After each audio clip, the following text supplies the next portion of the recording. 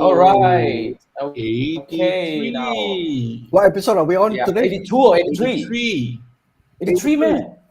82 ah? Oh, so 82. 82 Oh, lah. today I You missed don't out. confuse me. That's why What the hell, man? I Hello. remember last week was 81. Now it's 82.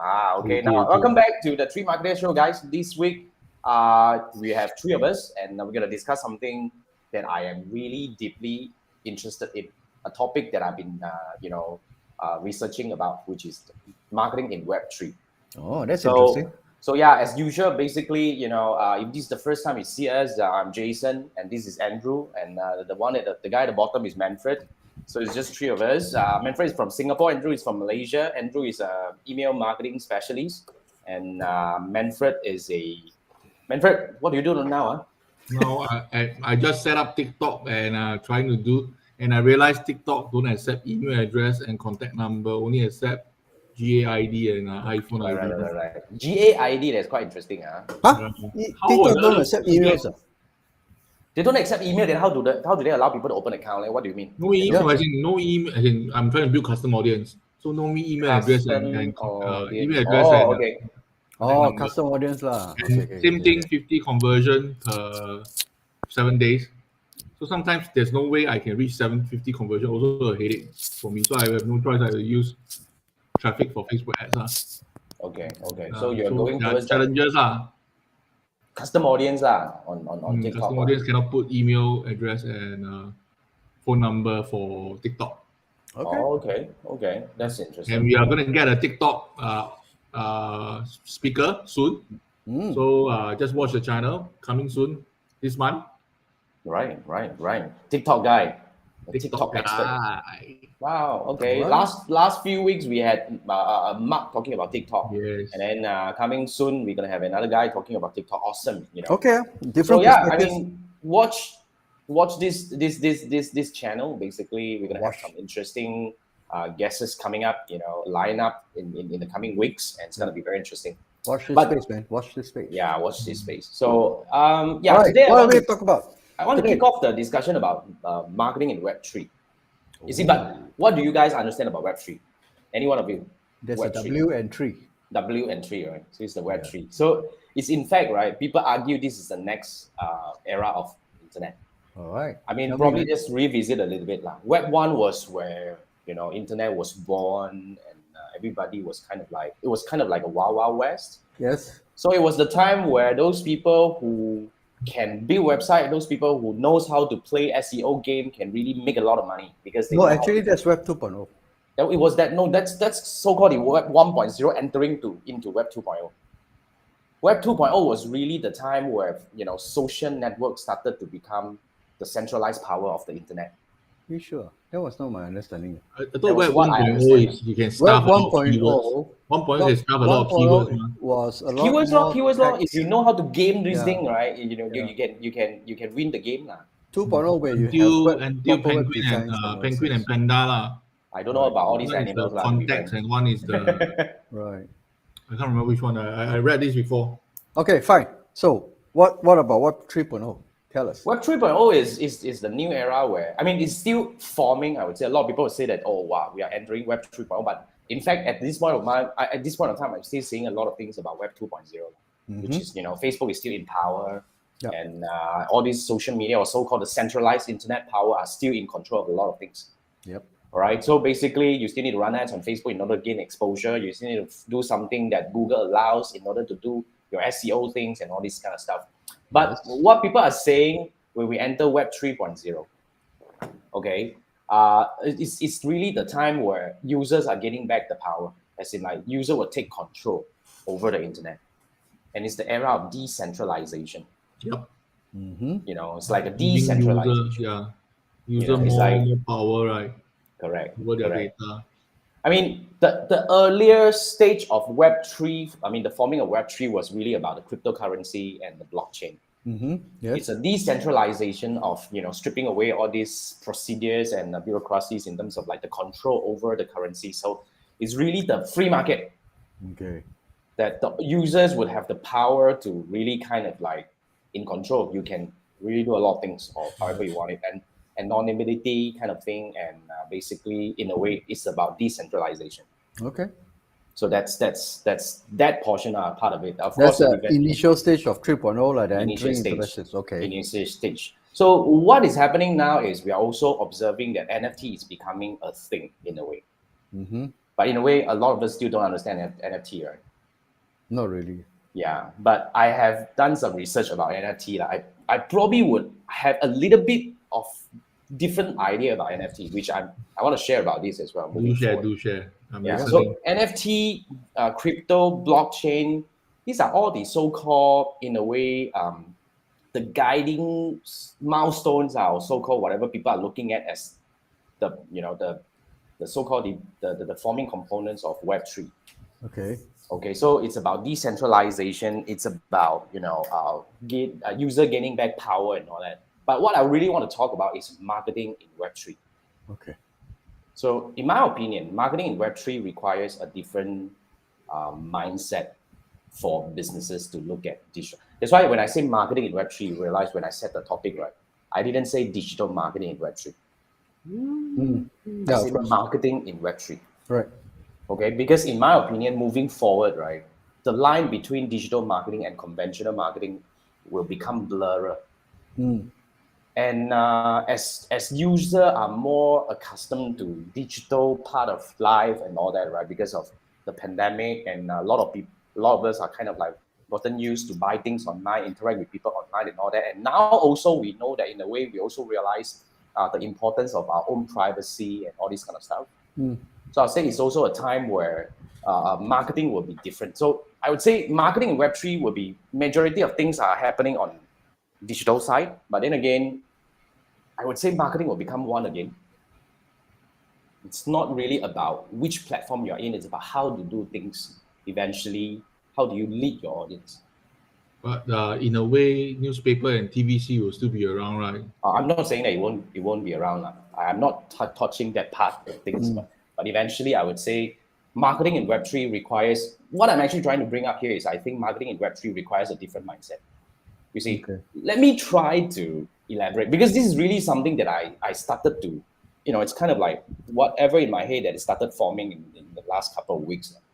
So like I have been doing a lot of experiment, as you can see. I do a lot of experiments for my YouTube channel, for my podcast and all that. Right. And I start to see, when I start to read a lot more about Web3 or the future of marketing per se, one very important element, I mean, I'm not saying that advertising is going to go away or any so-called marketing technique is going to be like very much different, but it's really starting from the user themselves. Okay. And let me give you an example. Okay, I just had a discussion with my client today. They do lead generation. They are a property developer. Right. So the question they asked me is, Jason, our main audience are those people who are more mature. We're looking at people who are at least 35 up to 50 over. Right. 30 over to 50 to even 60 over. So these group of people, right, they don't really hang out that much on social media. Very true. According to what she said, she was just saying they don't hang out a lot on social media. But then again, right, based on our database, based on our data or whatever information that we have on hand, right, I would say she was telling me 70% of the leads are coming from those younger generation, but these are the people who really can't afford. And the 20% of leads that came in make up to about 60 to 70% of the sales that they are making. Which means it's like the older generation now, it's like 35 and older. What channel are they reaching? Facebook. They're talking about digital marketing perspective. They're talking about the leads that they are generating on Facebook, because that's what I do. That's what I kind of like coaching. So they're saying that this ideal audience based on their research, their ideal audience do not hang out on social media. Okay. But they are running ads on social media.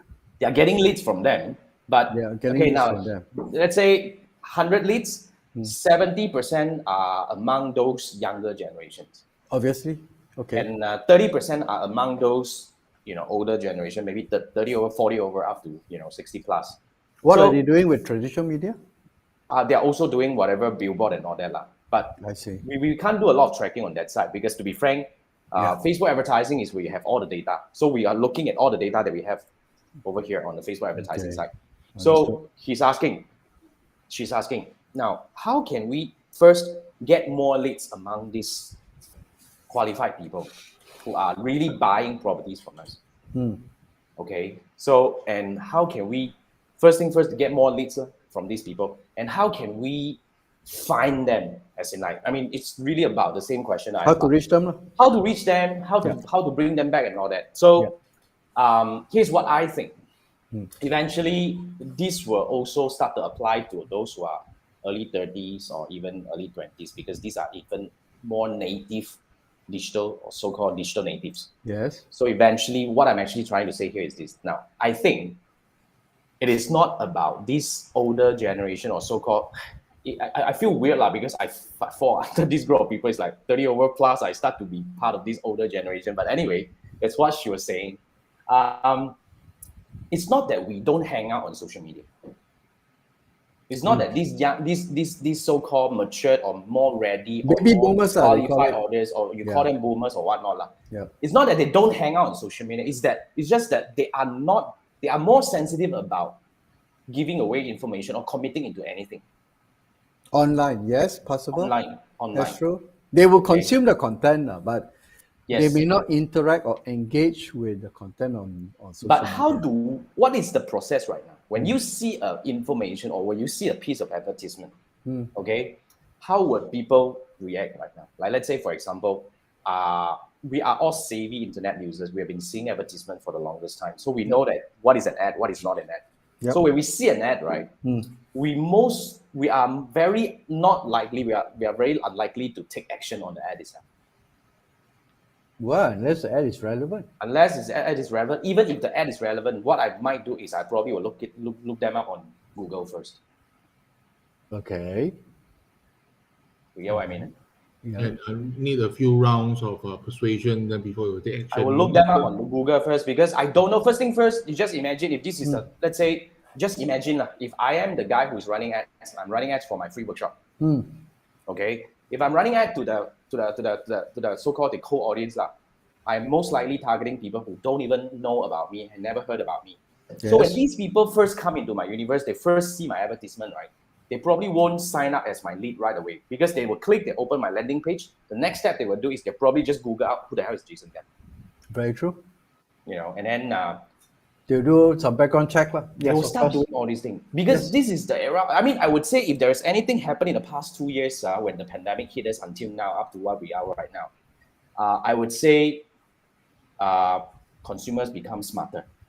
Very true. Yes. And this will only continues to get more and more differently moving forward. Consumers will always get smarter and smarter. Yes. More and more people are more familiar with advertising, and they know this is an advertisement, and they know that they've probably been trapped or been conned or been whatever into different situations in the past. So they are more aware about this thing, and they are also more aware about their privacy policy. I mean, as like, I don't want to simply give away something just like that. Very true. So my question to a lot of advertisers is, what are you doing to make people build the trust in their head about you? Okay, just want to add, you mentioned the searching part. I think many years ago, Google had actually coined this word called zero moment of truth. Yep. People actually do their reading up. So how do you gain trust? I think the typical way of what we're doing right now is multiple touch points. You even email dripping also the same thing, right? I said, you talk about introduction, you have a limited promotion, scarcity in terms of whatever. So different angle, maybe even festival occasion, multiple angle to try to guess and communicate and see whether which one will they bite. That's the typical drip that people will do . So gain trust. Yeah. Maybe have to arrange a one-on-one, face-to-face. I mean, that's ultimately already kind of like that's further down the funnel already. It's further down the funnel already. I'm just saying that when people, I'm just saying that, like what you say, the what zero moment of truth.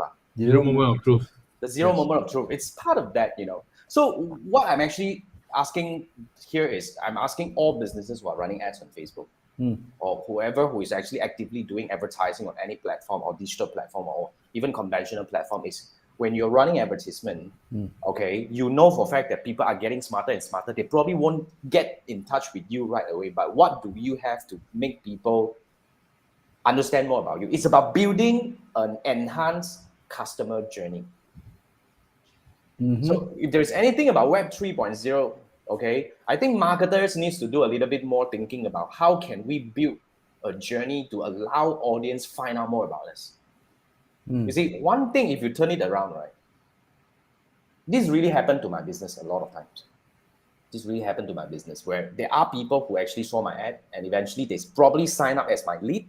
But then again, before they attend my workshop, right, they have already watched my YouTube videos and they have already probably listened to some of my podcast episodes.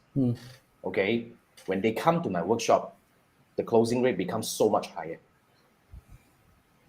Remember one thing that we always talk about, when it comes to marketing or when it comes to selling, we don't really sell because the best selling happens in the customer's head. You mean they sell themselves? They sell themselves. Very true. No, actually, we are already witnessing this trend. Back in my days when we do advertising, it's always about push advertising. It's always about hard selling, either physical or when you run ads, right? And you notice now, even let's say, for example, a simple thing like buying a car. 10, 15 years ago, you rely on the salesperson to give you information. You look at the brochures, and it depends on the trust you have with the salesperson, all right? Yep. And you may decide to buy. Fast forward now, the moment a prospect walks into a showroom, they probably know 90% of the information more than a salesperson. They have done their research. They have went through blogs about other people's reviews. They have went through forums to look at the users or current users and all the issues about it. I mean, you look at there's a German brand, there's an issue with the gearbox. These users, these prospects, when they come in, they already know the issue with the gearbox. Yep. They are asking the salespeople very, very tough questions. Dry, wet, and what's the issue of the temperature and the oil change and all this stuff. Now, what will happen as you take forward to Web3? Privacy is one because now the users can create avatars. Yep. No longer Jason Gunn email, I can recognize you and all those things because I may be able to create avatars because, with blockchain and all those things. Which means in terms of marketing, the way I look at it is more experiential. Yep. The advertisers or so-called the product owners have to put in a lot of content, like what you say, put it out and create that kind of journey and experience that they themselves will go through to the point they say, I like this, I enjoy this, and I am ready to buy. As opposed to buy now, start running campaigns, all those funnel stuff and all those things doesn't work because they would decide as and when they buy. And our job as a digital advertisers or marketing is to try to basically put the message as close to what they're thinking in their mind. Correct. And to leave breadcrumbs for these people to find us, for the customers to find out more about us. Yes. You got to make it available. You got to be available, or at least your content or your information available that they are able to find in based on their time, based on their platform of choice, and based on their mode of consuming the content. Yeah. Are we able to structure this into storytelling? As in, no, it's the whole entire experience. In a way, right? I mean, when people talk about this kind of experiential thing, right, or so-called, building a customer journey, a lot of people talk about omni-channel. Now, but of course, we know that omni-channel is impossible. We can't possibly be on all channel, and we can't possibly do well on all channel that we can rank so high that people can find us on the first page on Google. I guess we need to pick the right platforms. No, for us, maybe because we don't have that kind of budget. But for main advertisers or the so-called the big advertisers, they will have no choice but to go omni-channel.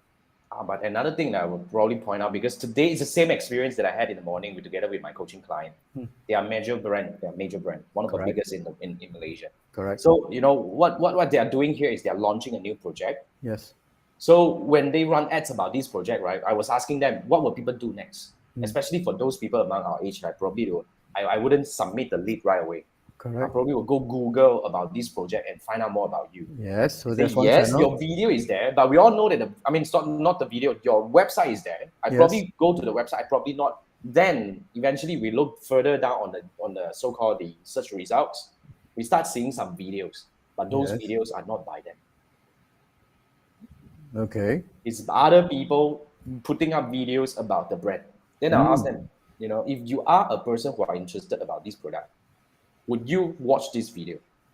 I'm talking about the comparison of content, over here. Right. Okay, a website is a website. Everybody knows about a website. I know this is really yours, but I would like to see about videos because people know that now you can do so many things. If you want to educate me about your product or your project, right, you should give me richer content, isn't it? Yes. I probably start looking at a video. Then my question here is, if I'm looking at video that is not yours, do you think I will end up probably become your lead or the other people's lead? Maybe it's the people who you are watching Influencer. influencers video who It's not recommend. influencers video. It's an agency's video talking about the same project. Ah. So if a person who is like let's say if I'm interested in the project, right, I probably end up asking about your project to the agency. They would not go directly to you. Then you lose a lead.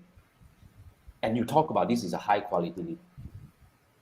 But they still get the project. I mean, it may be taken out of their control because it's dependent on how the agency or the real estate representative is going to drive them. They can send them to property A, they can send them to property B. That's you talk about property. Now let's take another context. For example, if you're selling on Shopee or you have an e-commerce website, you're selling certain product. Let's say, for example, I'm now looking for a mic. I'm not sure whether I want to get a kind of like a podcast mic or not. I'm still thinking about it because this is okay, but somehow some people say it's not good enough. Not so cool. Thinking about it, I'm thinking about it because I've been using this for 2 years. I'm fine with it. But nonetheless, if you just think about this, if I am looking for this product, right, and if you sell this product, you run ads. Yes. I come across your advertisement. Correct. And I go and Google about it, and I find somebody else. I see videos from somebody else and all that, and eventually I might end up buying from someone else. Yes, but it's buying your product. That's only if you are the brand owner. What if you are just a person who is selling? What if you are just an agent? What if you are just a retailer? What if you are just a wholesaler? Right. I mean, that's the problem. We are all looking at a brand perspective. What if you're not a brand owner? Correct. So if you look at what is happening with real estate, like you mentioned, those days, real estate agents, basically what they do, they wait for people to call. They put their name out and say, hey, what property you want now? What are you looking for? You're looking to buy, to rent, to invest, and whatever it is. Where you want to stay and all those things. And then they would have this inventory or so-called connection inventory of properties, and they will take you through, basically like a tour guide, or this is this, and that's which one you want. That's about it. But that would not cut it now, because that's why you notice the real estate agents, they are now content producers.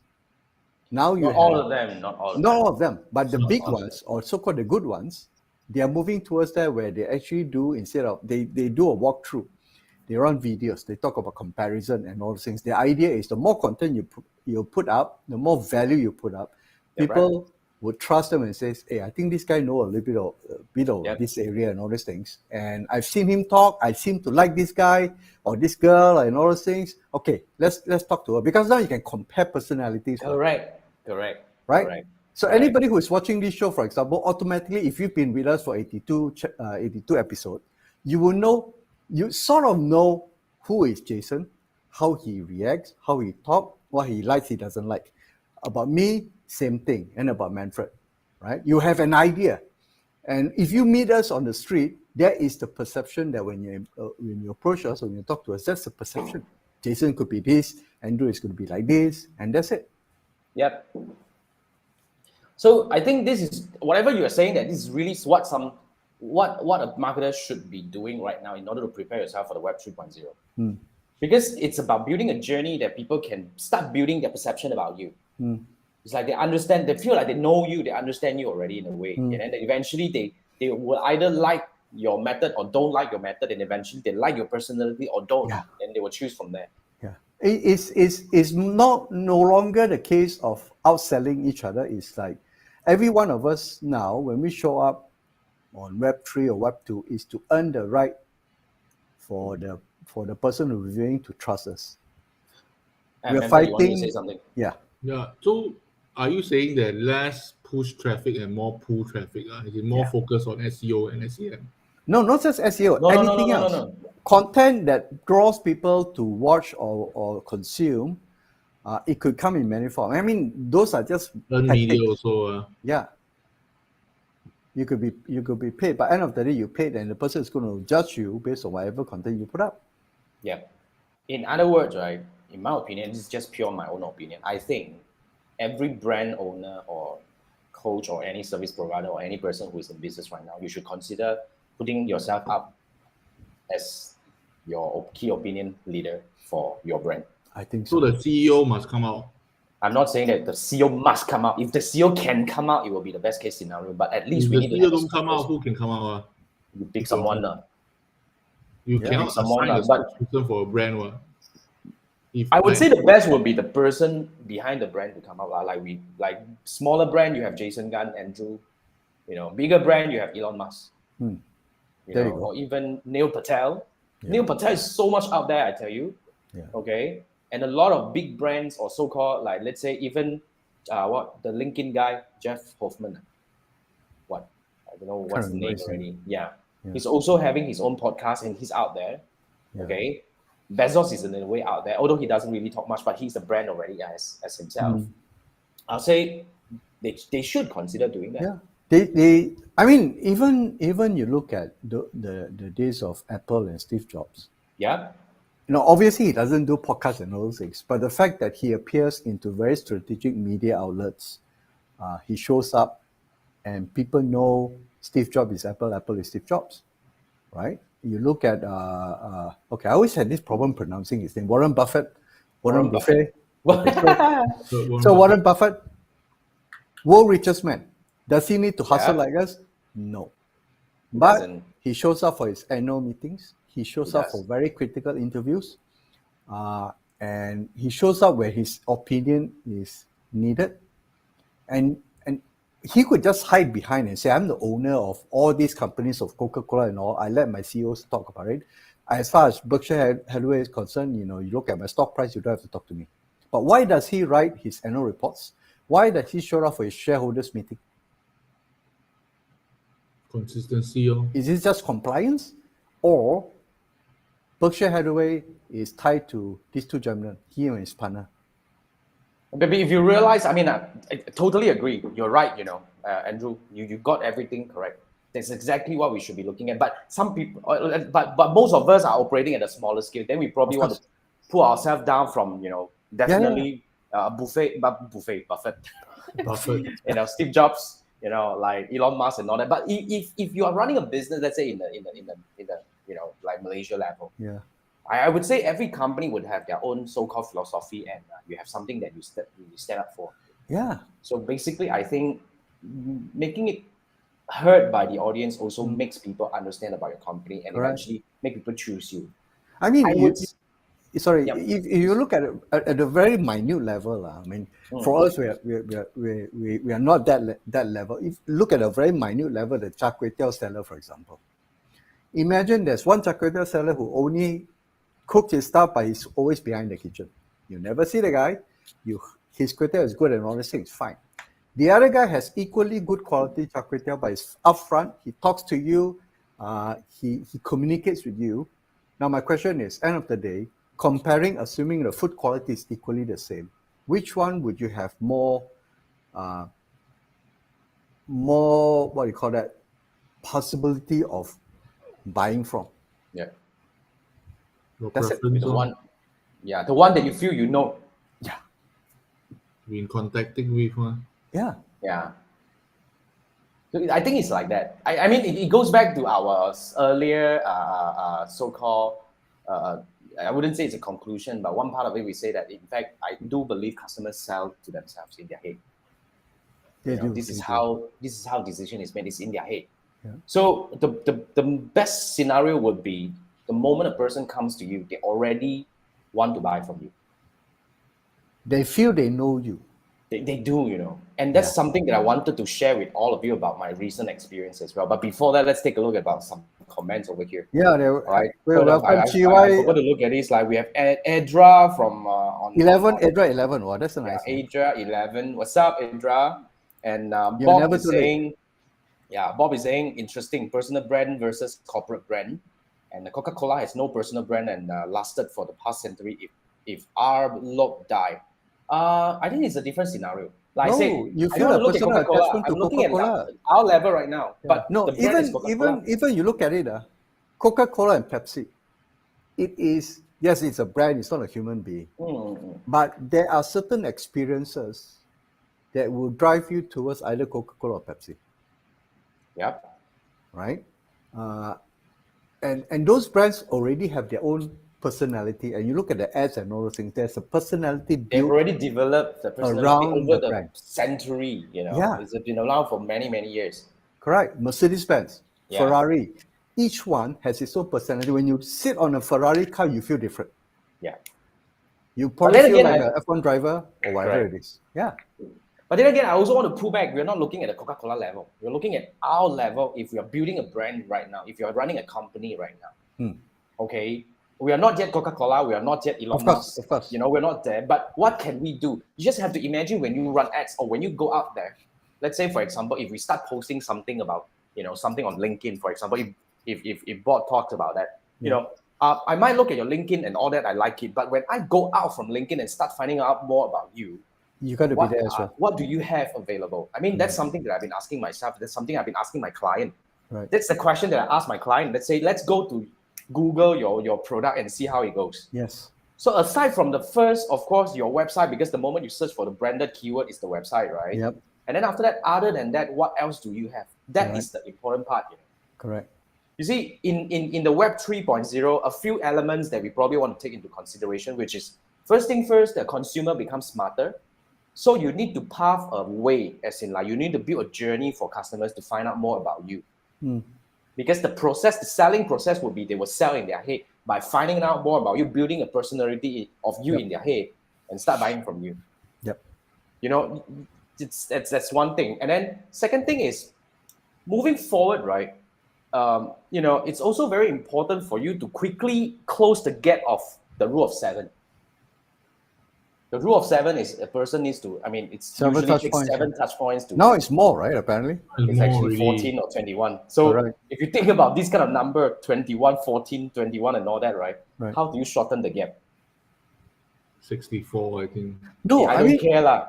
Irrespective whether it's 7 or 21, it's not about the time. It's not about the time. It's about what can you do to make people feel Correct. that they know you faster. Yeah. I think the key word is like how do you make people know you faster? They at least make them feel that they know you faster. They form an opinion about you within a day. Okay. Correct.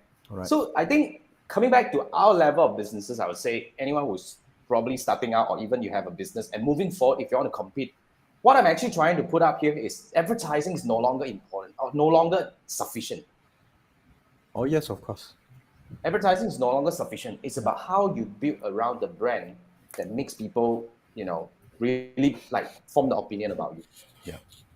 That's what I think. Yeah. But thanks, Bob. You know, this is a very good. So you need to do multiple areas, like your organic, your various social media platform. Basically, any touch point you can touch your email marketing automation. Same thing. I mean, recently I just Gordon Ramsay. Okay. And I stumbled upon his Uncharted series, and it just got me thinking, and I started to research this guy. The number of TV shows that he has is crazy. You got Hell's Kitchen, he's got Uncharted, he has his Master Chef in different countries, in US, UK, and I think there's one in Australia. And he is constantly in the public eyes. And he runs like 40 restaurants under his name. That is touch points. Touch points. You're right. And does it, there's a restaurant even in Malaysia, I think there's a Gordon Ramsay in Sunway. I heard of it. I'm not sure. Yes. Yeah. He doesn't cook for you guys anyways, Yeah. Yeah, I know. right? But he, through his TV appearances or through his TV shows and all those things, you sort of like form an idea of his higher standards and his temper, obviously, and his F-bombs and all those stuff. You now know this is Gordon Ramsay, right? He's a tough guy and all those things. And that Makes translates you into his restaurant. better than Yeah. the Jamie Oliver, right? Correct. So when you go to his restaurant, you know that there's a certain level expected from him. He may not be there. He may not even freaking cook the stuff, but his signature is there. Those are touch points. Yep. So if you look at the whole thing, right? Okay, let me share with you my recent experience. Okay, I've been building something behind the scene, and finally, recently, I started to put things together. Oh, nice. So now people knows that I have a Tribe Academy, Jason Gunn YouTube channel that talks about Facebook advertising. All right. I also have a podcast, which is now just hit episode 28. Okay, in 2 months' time, we will be hitting 100. You guys move fast, man. You move fast, man. I move really I respect fast. that. Episode 28 right now. I do 1 episode a day, sometimes 2. All right. Okay, so that's what I do. And I also connected my universe to my gardening channel, which is my Chinese gardening channel that I talk about my gardening. Okay, and I also connected my audience to my Module podcast. Okay. These are all my touch points. Let me tell you what happened. Yeah. There was a guy who came to me and said he was so excited because he was also into gardening. All right. So when he come to my one-on-one call, we talk about gardening, not much about Facebook advertising, but I closed the deal. Yeah, of course. Oh, Yeah. And there was Gardening another guy. for I mean, Facebook yeah, he knows how good I am when it comes to Facebook advertising, but he likes me because he's also into gardening. Makes a lot of difference. I mean, that's normal. Even physical sales is like that, right? Correct. People choose same product, and between you and me, it's like, I like talking to Jason. Normally, This people I do. choose the same I clique. like- You see. So Correct. if you are Yeah. from the same school, people normally will choose you. That's human behavior. That's expected. Yeah, never change. But if you don't surface yourself, now I'm talking about giving Surfacing yourself a yourself. lot more touch points, Correct. helping your audience connect. And I mean, they thought they know you. We must push out a personality. That's the only way. I think so. I would think so. So let me Cannot- continue with cannot some without story. personality. Let me continue with some story. Another guy came over. Okay, he said, "Wow, I listened to your podcast in Cantonese." So we started talking in Cantonese. Right. We started cursing and all that. I closed the deal. You're amazing, man. Okay, and then there was a guy who came over to my call. People they like It's just you get what I mean, or not? yes. Yes. This is the beauty of, and I only started like my multi podcast only 2 episodes. And my gardening video, I actually update once a month. I'm that lazy nowadays. Yeah. I don't have time for that. And my podcast, I do a little bit more. And I tell you, almost all the people who came to my call, they listened to my podcast, and we got some topics to talk about. And Not bad, huh? my closing rate increased. Wow. There you go, guys. Time to follow what Jason does. Hey, but No, actually, if you look I'm at really excited to share these. I think that's why. from friends, we kind of tolerate our friends' kind of weird behavior. What? Come again? Like friends among friends. When we're among friends, we kind of tolerate, each of us are kind of unique on our own ways. We kind of tolerate the friends' behavior, or they will tolerate us as well, right? Same thing, if you, in your case, for example, the fact that they've listened to you through your podcast or watch your video and all those things, they felt like you're their friend. Yes, so much. Right? So Obviously, much. you have to go through that quality test, but they know already. Now, between you and another equally good Facebook guy, they will veer to you because they've kind of like felt part of your world. Yeah. Okay? So you can curse for whatever you want. Well, yeah. I mean, I of still course like don't you. do it That's in it. my Yeah. podcast. Right. I I mean- do it in some others. You know? But it's me, I'm just showing or surfacing my personalities on different channels. But when they start connecting things like what you said about Gordon Ramsay, that people start connecting. Oh, they have this restaurant here. this one in Sunway and all this kind of thing. Yes. And they watch their video, they watch their show and all that. Eventually, people build impressions about me very quickly. There was a guy who came to me and said that, Jason, why, and then in the call, he was like this, I'm now here in Thailand in whatever, like, don't know a name that I never heard of. And I say, oh, I've never heard of it. And I only went to Phuket and a few other places in Thailand. Right. Then he asked me, oh, wow, I listened to your podcast. I thought you travel, or you're well-traveled. You travel all around Asia. I said, like, which part of my podcast I talk about that shit, man? Seriously. I have no idea. Okay, and I've been hearing this recently. Okay, we better start checking whether there's another Jason Gunn out there. I don't know. So when but it's beautiful because people, when they come to me, they feel like we are friends. Okay. And we are friends. It's a lot easier. We don't need to go through those kind of like, hi, I'm Jason. I do this and you do here that. My credentials. Here my one. I've looked at my testimonials and all those crap. Yeah, okay. Oh, that would be nice. Oh, it happens. Yes, nice. Seriously. That'd only recent weeks because I started my podcast. I started connecting all these things together. Yes. Yeah. So you want to know about my gardening channel? I don't want to tell you. Start with the motive first, Chiwai. Start with motive first. Motive is good. Motive is good. Motive is quite interesting. You're hustling, man. No time for gardening. Only orang atas like Jason garden only, ma. You and I we're gonna fight for survival. Why got time to garden? No, I also no time to do gardening lately. I mean, like a few of my plants die anyway. But hey, Bob has a question. Bob has one. Bob has one. Bob has a question. NFT, right? Okay. All right. Okay. I have some different perspective about NFT. Okay. Tell us. Now, what do you know about it? What do you think of NFT? What do you understand about NFT? Come, guys, chip in. What is NFT? What is non-fungible token or cannot be changed or cannot be changed. Wherever right? It's yours, right? The data is spread decentralized to wherever it's almost impossible. It's impossible to change the record. You own it in a way. When you buy it, you own it. So if the celebrity endorse an NFT, then of course it helps the NFT to soar. But a lot of people don't understand what is NFT. I don't. NFT is decentralization. It's the start of you owning part of the internet. That's the Web3 So when I purchase something already, the NFT, can I sell it away to another person? You can. So then the record will be under his name, Correct, and it's under his name. Now let me probably share with you a little bit more about what I know about NFT.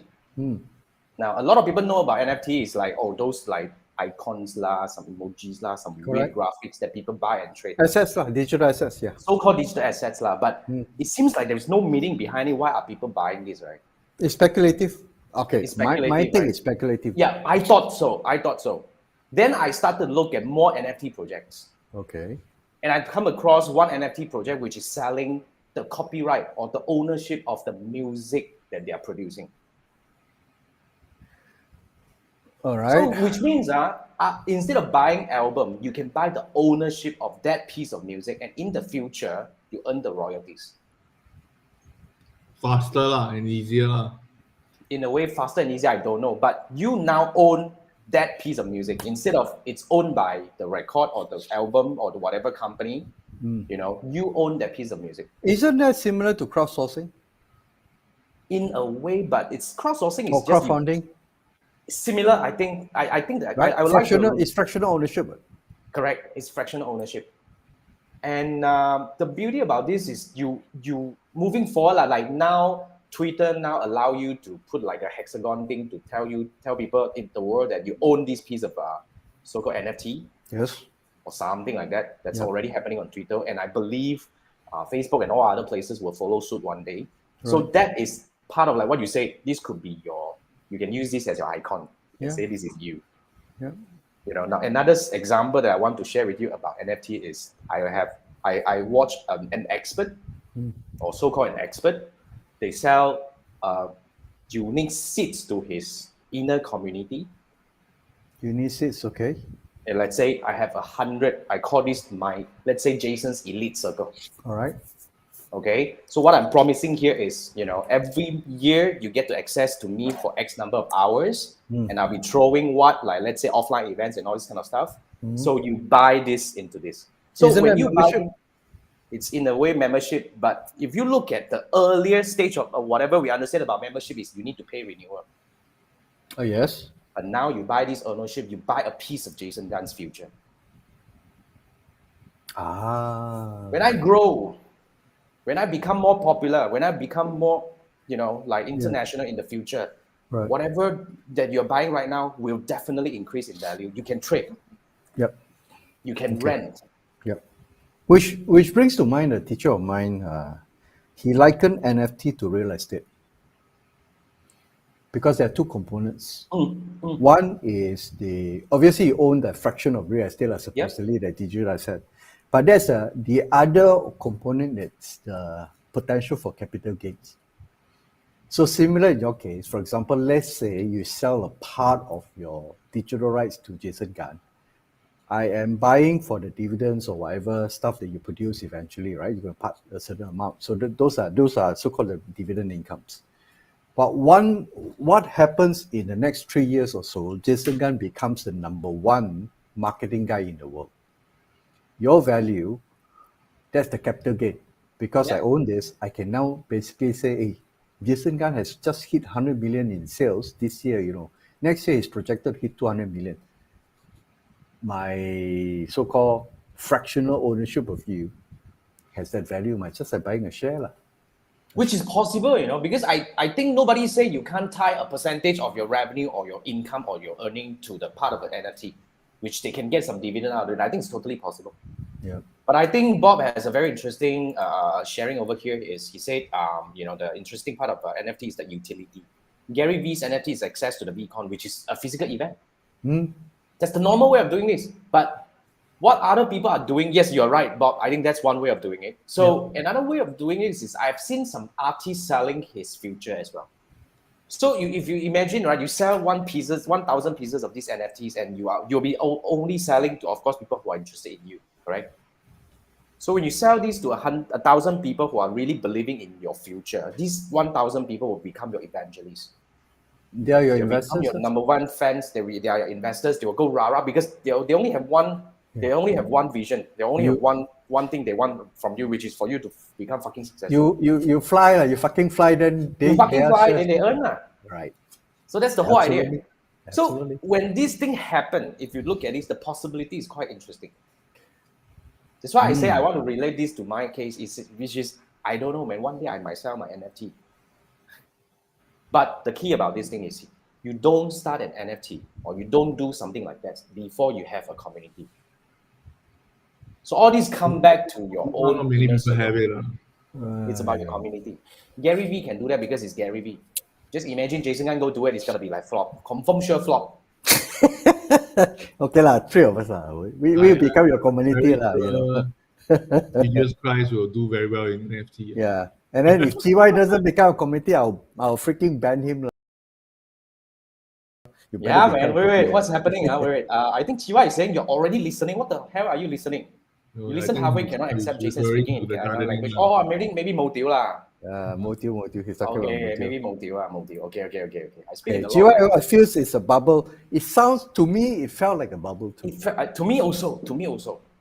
But But the more I understand, I think the more I believe this is really a moving block of the future of, the Web3. Yeah. It's worth keeping an eye on. To me, it's worth keeping an eye on. So if you look at it, right, NFT is actually, if you do it right, it can be a marketing element for your business. It is. It's part of like allowing. It's also decentralization. It's also about allowing your owners, or so-called your fans, to own a part of you. Yes. Adidas is doing it. Gucci, I think, was doing it already. Some of the major brands, or so-called the exclusive brands, are doing it. Yeah, I think there's a way of a different level of community now, because there is a potential financial gain as opposed to an emotional gain. Yep. And Bob is saying because NFT is tied to blockchain, it will appreciate. Definitely, it will appreciate. and it will definitely appreciate or probably depreciate depending on the whatever outcome that is happening right now. Depending on the Bitcoins or Ether or whatever coins they use. Now it's Yeah, I mean, Ethereum. I think for NFTs usually it's Ethereum. For NFT, it's Okay. Ethereum. Yeah. Right. So And, that's three Bob's- components. The currency itself can go up and down. So if you're Yeah. like what 0.2 ETH, I don't know how to call it, 0.2 F, and all of a sudden that 0.2 F is worth like US $2,000, and in 5 years' time it's worth like 50,000. Wow, shit! So you have 3 layers of monetization. It's quite interesting, isn't it? If you look at it, it's quite interesting. Holy crap! It's quite interesting. Wow. And Bob say exciting NFTs have amazing Discord communities. I mean, that's really Discord. I started to get into Discords and I got drowned. I have no clue. But then again, I guess Discord is more for gamers. But I agree with you. It's Tokens, but if they you are more take away familiar with from the idea of tokens. yeah, if we take away from all these other platforms, I guess for anyone who wants to build something, you gotta have a very strong following that people will buy into you. Because I've seen so many people started an NFT, okay, and get cricket. If you're Of course, nobody, of course, if you have of no course. value, if you're only selling all these GIFs and all that, why would I want to buy from you, man? Yeah. No, I mean, that falls back to our original earlier discussion of marketing, right? You want to create a community on your own so that it's easier and more seamless to sell rather than to a cold audience. Yep. Wait, come again. Sorry, I was trying to organize the chat. Okay. What were you saying? No, I mean, even now, like marketing, you will sell to people who follow you and all the things who know you. Yeah. You will not, you can sell, but it's very difficult to sell to a core audience. Same thing. So Correct. if you don't have a following or you don't have people who know, like, and trust you, how the hell are you going to push your NFTs? Correct. So that's why I would say if you are ready to push NFT, in fact, NFT is going to help you push further if you have a strong community, because here's the connection. You run ads. Here's what I'm thinking right now for any brand out there. You probably want to think about this route. You run ads and you build all your other touch points. So when people see your ad, they will probably join you or not, but they will start finding more about you. Then eventually they will come in either through your YouTube, through your podcast and whatnot, bullshit lah. And they will already kind of like form an impression of you. When they come to talk to you, they feel like your friend. So when you have accumulated enough power or so-called momentum in your community, you can start launching NFT to actually, and NFT is going to help you accelerate your brand building as well. Why? Because when you accelerate or elevate this bunch of people who are really your anchor fans or followers, they'll become your number one evangelist, because now they own a piece of you. They have a financial interest in your success. Yes, financial interest. They'll go out and blow so much more about you, and eventually they are gonna help you. If you have 1,000 evangelists out there blowing trumpet about you, then eventually, it's if not times 1,000, probably times 200. Yeah, they have to market your shares, plan. right? Otherwise, how to exit? Correct. So this is kind of like when things connect together, right? Then it makes sense, for all these celebrities to endorse, because they see the whatever, and maybe celebrities has some collaboration with the I'm sure they do. NFT. I'm So sure there are they many reasons. Right. Yeah. So when that thing happened, in fact, moving forward, if all these things, all stars align, right, a brand can be built in a very short period of time. This really sounds like religion to me. I think that's Religion is the forefront of marketing. yeah. If you study them, Yeah. yeah. When we look at this thing, right, it's possible, right? Holy crap! Web3. That's why if you look at Web3, if you put things together, right, I don't know, man, I'm excited, but it's not easy. I must say, Yeah, it's not easy. So, guys, what do you think? Send Yeah. send your comments, and are we on the right track, or are we like way off tangent of our understanding of Web3 and NFTs? Do let us know. I know. because Do you I agree have with us no or not? freaking Doesn't matter. idea. Just chit chat, right? My reading of this is very, very surface level. So Yeah, and Chiwai say cannot say like that. I also got community. No, I mean I appreciate you guys, to be frank, but we are still a very small community. I don't dare to go that route yet, to be frank. Jason is talking about the 100 million community. Yeah, I mean probably right. The 100,000 not enough yet. He needs 100 million community. Yeah. And Chiwa is saying he's speaking as a person who have been keeping Bitcoin for 8 years. Hey, somebody just told us about his financial status that I 8 know, years Bitcoin, that means yeah. that. Yes. Yeah, the time people say crypto is a bubble, and now it's still here, right? Right, I mean, if you talk about that, right, it's interesting. All right, so Those normally those who invest in Bitcoin very very early are those people who say I can afford to lose those money. I'm just yeah. I, Hypocrite, I TY just invest. I admitted don't even know itself. where the money is. It's okay, lah. I can lose it. Yeah, okay. And Vincent is here. What's up? Vincent is asking, Hey, how do I find Discord can help for education? Some of your no thoughts. idea. To be fair, I have no idea about Discord. I just got into Discord. I just started my account. I haven't, play around with it yet. But I guess it's a very powerful. I was told by a lot of NFT creators that it's a very powerful platform because the Oh. people there are very, very so-called.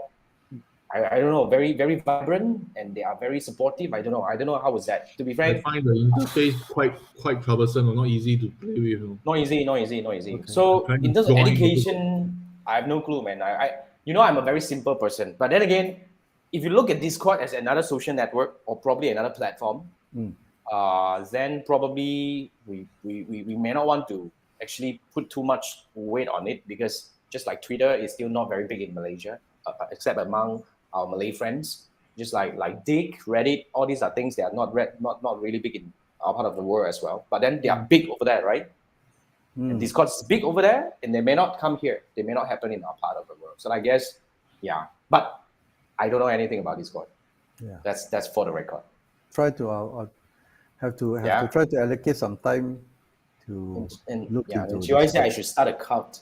Easier to build a community. I don't know how to do that. I have no clue.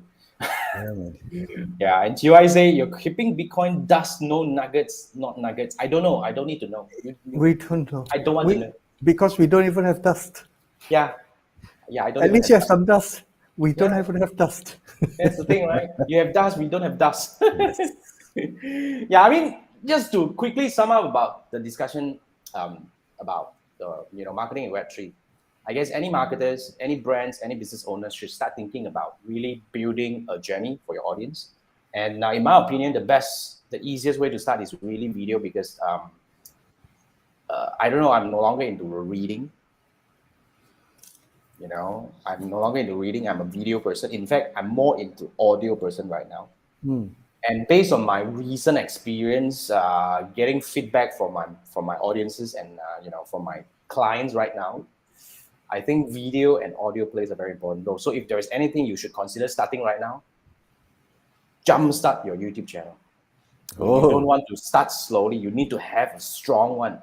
You got to make sure that when people are looking for you, because moving forward, a lot of people are saying that one of the easier way to improve your SEO is actually strengthen your branded search. Yeah, searchability lah. Yeah. So I also observe the search for Jason Gunn and Trap Academy has been increasing very steadily. So when these kind of branded search increase about you, what do you have to connect people back to the right platform that you already own? I think that's the reason why you need to have a YouTube channel. Okay. And then after that, talk about podcasts. And if you can do a little bit more crazy like me. You can do a lot more things. In fact, podcasts not much work. Every day I only spend about 10-15 minutes. I yell, I yam away and just put it up. And you guys listen to it. Thank you so much. And YouTube also not much work. My weekly module also not much work. And Not things bad, like not much work, to be frank. And for podcasts, you'll be surprised what the people you attract. I attracted one of the largest podcast hosting platform in Taiwan to get in touch with me. We probably will do some collaboration to hopefully bring up the podcast wave in our part of the world over here. So that's something that you probably should consider doing. As a brand, I guess you need to start building a brand. Head start from Jason Gunn in year start from- 2020. Yeah, and I only started not long ago, to be frank, if you look at it, right? Of course, my YouTube channel is a little bit longer, but I've been seeing crazy improvement. I think this morning I was listening to radio talk show. Was it radio talk show or I read something? When somebody searches you and they see you produce, let's say, blog articles, and then they see you have YouTube videos with your face and all those things, I think it adds to that feeling of authority. Because not many people will have their own personal YouTube videos. And if you have, then I say, hey, wow, this guy got YouTube video. Then I go deeper and say, wow, this guy got like 100 of YouTube video about him talking about a particular subject or whatever it is. Then obviously he must be an authority, lor. Aside from having a book, if you even have published a book, then that's it, I don't have to talk to anybody else already. I'm going to talk to Jason Gunn, unless if I can't afford him. My book is on the way, I hope. Right? So book, articles, videos, Audios. all these things are very subtle push or so-called subtle signals and say, hey, I can be trusted. I've been doing this. I have the experience. I have the skill set. Screw the certifications because I will look at these things enough already. But really look at podcasts, seriously. Okay. This is where, because when do you listen to podcasts? When you can't do anything else, when you're driving. Yes. And when you listen to podcasts, you don't listen to one episode, you binge. Because you can't do anything while you're driving. There's no distraction though. That's one thing. There's no distraction. There's no ad. There's nothing in between. So if you listen to these, I've been binge listening nowadays on several podcasts, and I have people who binge watch my podcast and then they come back. This is how they build impressions of me in their head, which I have no clue how it came about. Seriously. Before I change your podcast, let me change my YouTube first. I think the YouTube is something definitely have to do. And I've been talking about this for 1.5 years already. But it's fun, man. It's fun. Seriously, Yeah. I think this is how we should look at One platform at a time. in Web3. One platform at a time. Don't rush, but it's worth doing because if we start doing it now, we can still be. Yeah, you build your assets over time. Nobody is going to be in all omni-channel by tomorrow. You see, that's not going to happen. Yeah. But you have a good point. I think moving forward, in order to be, you got to make yourself available to your prospects on multiple platforms and multiple mediums. And to feedback to Vincent's, he says it's tiring with so many platforms out there. You wonder if Clubhouse is still a thing. That's why eventually you pick the right platforms that will bring long-term benefit to your business. Not fat kind of platforms. No. Like, and what can bring long-term benefit? Things that Google index. Audio, video, text. Audio, video, text. Not social network. I wouldn't say if you want to build something like that for long term. Social media is amplifier. Yeah, you can use those to amplify your message. You're right, to promote your message or to promote your videos and whatnot. But to be frank, the indexing of Facebook or Twitter or anything on Google is not. You just have to think when people see you for the first time, when they search for you, would they go to Facebook or would they go to YouTube or Google? I have problems searching even on Twitter. Yeah, so I think the question is actually there. So this is how I choose my platform. This is how I choose where I show up. Okay. What do you think, guys?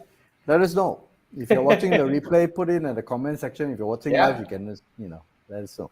Start streaming, start doing live, start talking, get stream deck. Watch it. See, orang atas before they do this, they gotta get a bloody $3,000 stream deck first. Yeah. What the heck stream deck? I don't even know anything. I'm still using this mic. Somebody complained that my no. Our stream deck is this. This is our stream deck. Press. His stream deck is something like this one. Multiple buttons. Press one, screen one. Press two, screen two. Okay. Press three. Change audio automatically. 4 cameras, right? Something like that. Yeah, 4 cameras. And 64 likes. 64 likes. All monitored through that central console.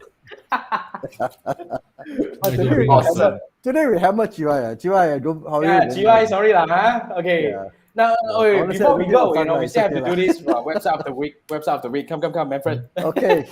Yeah, Manfred, quiet. Okay, what was that? Have you brought up? Let me bring it. Hold on. Let me try this one, the cleanup dog picture. Oh, that's interesting. So, are you able to see my screen? No. No. Wait. I'm bringing it up. It's coming up. Okay. Cool. Let's go. I like this. Okay. So basically, you remove any unwanted object, defect, people, or text from your picture. Oh. Interesting. Yeah, I mean, this. So this one don't even need to know how to do Photoshop. So obviously, I'm not paying the pro version. So it's okay. Glancing through. Okay, never mind. Let's go right at the top. We don't have the budget to sponsor Manfred for his research. Say example, hold on, loading the. What, you gonna do demo? Yeah, I'm gonna do just one simple demo. I take an iStock photo. All right. Example, iStock photo. You don't like this guy. You want to cover him away.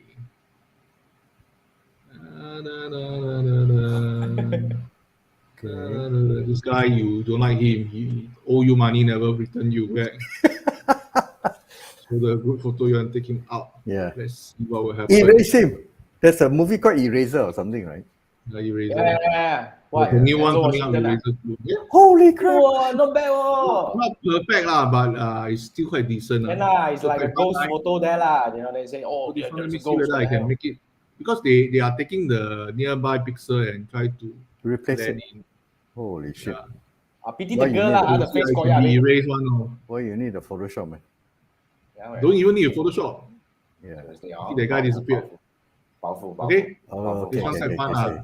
I had fun playing with the thing. Okay, Awesome, okay. awesome. Clean up what?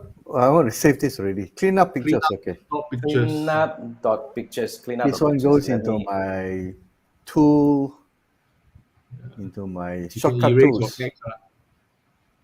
Done. Okay. Hey, awesome, man. Okay. This is a good find. Awesome. Okay, Good awesome. find. Thank you so much, Manfred. And yeah, I think that wraps up this episode. Okay, I hope you guys probably learned something, hopefully. This is really from my recent experience doing a lot of crazy experiments and experience a lot of crazy conversations with those prospects that eventually became my Cool. clients. I Right. think it's very interesting. I think it's Let worth us know in sharing. the comment section what you think about our version of Web3 and NFTs. Yep, and yep, that's it. And if So you know that anybody wraps- who is expert in this, let us know so that we can get a Yeah, we would like proper to bring expert him to or her into interview. this. Yeah, get Yeah. an expert talk about it. We are not experts. Yep, that's very true. So, right, with that, we wrap this episode 82. Next week, we have a very heavyweight guest Oh coming up. yes. Oh Yep, yes. watch I'm looking our forward to that. announcement. Next week is going to be very interesting. So, with that, thank you so much, guys. Which you are in You know, business. it's a pleasure. Thank you for watching and listening. Yes. See you next week. Same time, Wednesday at 10 p.m. Malaysia time, GMT See plus you, 8. bye. Thank you. Good night. Good night. Bye-bye.